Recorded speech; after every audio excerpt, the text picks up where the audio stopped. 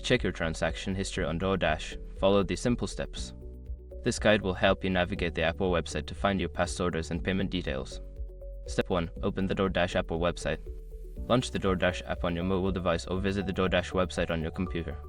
Make sure you are logged into your account. Step 2. Access your account. In the app, tap on the account icon located in the bottom right corner.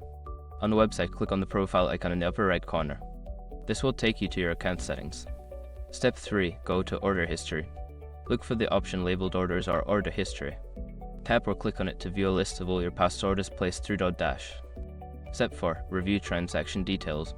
Select any specific order from the list to see detailed information, including the items ordered, delivery address, and payment method. You can also find the total amount charged for each transaction.